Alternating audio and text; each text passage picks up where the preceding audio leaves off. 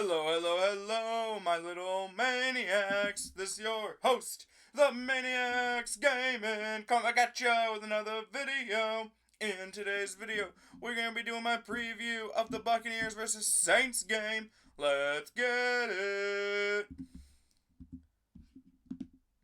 So, at the time of recording this is all the information that is currently correct. This information could change as I have not seen the inactives yet, because those have not come out yet at the time I am recording this, so just keep that in mind.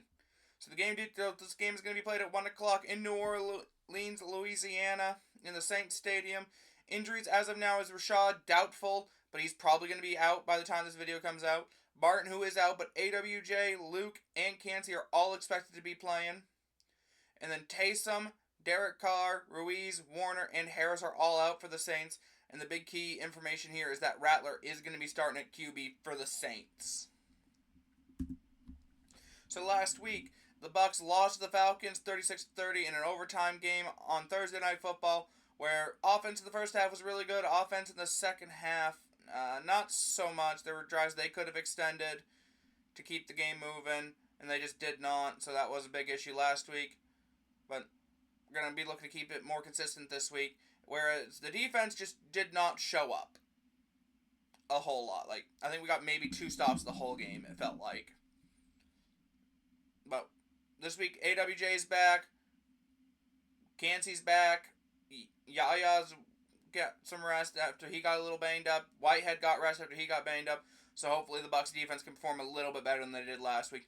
As for the Saints, they lost to the Chiefs 26-13, where their offense has looked a little bit stagnant ever since their Week 1 and 2 games. Their offense just kind of looked like a shell of its former self, and their defense has not looked that great either. Again, they're letting up a lot of points, but their offense isn't able to score it. They are not able to keep up. The defense is going to have to start locking down, especially after they start doing that in Week 1 and 2. So the biggest question marks for the Bucs going to be, again, O-line.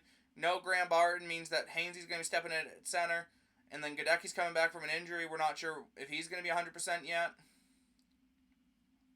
So a lot of the big question marks going to be that O-line.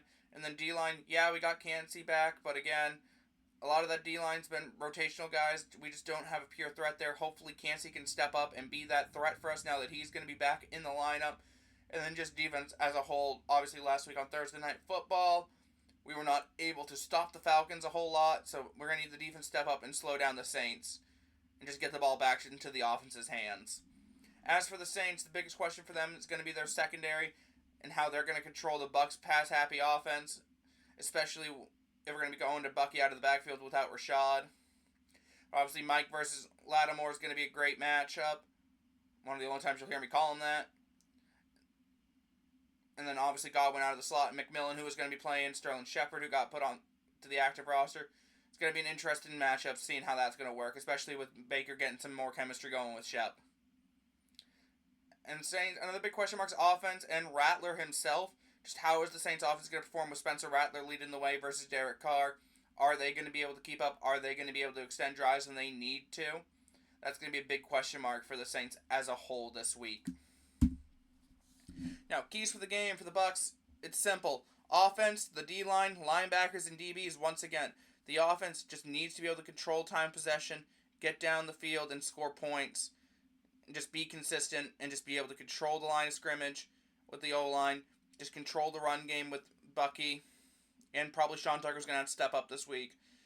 It's going to be a big key to the game is just being able to control the time of possession and just getting the bite to Mike and Godwin, getting the first downs as we need to. Then D-line being able to control the Saints' run game, being able to slow their run game down, be able to get to Rattler, make him uncomfortable is going to be a big part. And linebackers and DBs just to cover Olave, cover Kamara out of the backfield. That's something that's going to be a massive part of this game, just to be able to slow down the Saints again. As for the Saints side, defense, short game, and then Rattler as a whole. Obviously, Rattler's going to have to play a pretty good game here. It is his first NFL game. He looked really good in the preseason, but how is he going to fare against an actual NFL starting defense is going to be seen how he is going to perform there. I think the Saints are going to rely a lot on the short game, dump-offs to Olave, dump-offs to Kamara. They're going to just be trying to go the short game and get the short game going in order to be able to get down the field. And then just their defense as a whole is going to be a big key to the game because they are going to need to be able to slow down the Bucks offense, to slow them down enough to be able to get down to be able to prevent the Bucks from getting in the end zone, prevent them from getting points, just get the ball back into their own offense's hands, and hopefully their offense can start cooking something up. As for players to watch, I've got Mike Evans, Kancey, and Luke for the Bucks. Obviously, Kancey and Luke are on here because both are injury concerns, and for Luke, the O-line has been a little bit lackluster without him. Skule did a little bit better after his first week, but Luke being back is going to be a big part of getting the O-line back into top form. And then Kancey, just the D-line has not been able to pressure quarterbacks, so having him back is going to be a massive part of the D-line in the pass rush. Hopefully he's going to be able to get some good looks with Vita Vea out there as well. Yaya Diaby, and he's going to be able to make some pressures happen and be able to finish up some sacks for us. And then Mike Evans, and then obviously another player to watch, obviously for the Saints, is Lattimore. Again, their rivalry's just always been amazing. They're both big competitors, so it's going to be one of them's going to win over the other. They're each going to have plays they're going to win. They're each going to have plays they're going to lose. It's going to be interesting to see which one's going to come out on top at the end here and who's going to make the bigger play. And then for the Saints, just as a whole, obviously Rattler's going to be a player to watch, see how he performs in his first game as an NFL starting quarterback, to see how he's going to develop with that Saints offense, how he's going to fit into their game plan, see if they're going to trust him to make some riskier throws or they're just going to keep it simple for him. We're going to have to see, and time will tell there. Then Olave, obviously, he's going to be Rattler's main go-to weapon. He's going to rely on him a whole lot this game, along with Alvin Kamara, but I think Olave's going to play a bigger part, just being the wide receiver one. You know, catching some dump-offs, catching some screens, some slants, just short game just to let Olave get in space. We're going to have to see how that goes. But anyway, I'll be streaming the Bucks versus Saints game around 1 o'clock Eastern Time, and the breakdown of the game will hopefully be out Wednesday this week, because I got a bunch of stuff going on tomorrow, so I will be unable to record it today or tomorrow, so hopefully I'm going to get it recorded Tuesday to be out Wednesday. But that is going to depend, and then I don't know what else is going to be on the plan for today. Obviously, at some point, hopefully Stupid Sports. We've had to cancel the past couple of weeks, but hopefully we can get that going. But anyway, guys, that is going to do it for me today. Make sure to hit that like button, subscribe if you haven't already, and turn on that noti bell on the road to 2,000 subscribers. Try and hit that by the end of the year. Try and hit 1,600 by the end of the month. Let's get it, fam. And as always, I will see all you guys later. Stay crazy, fam.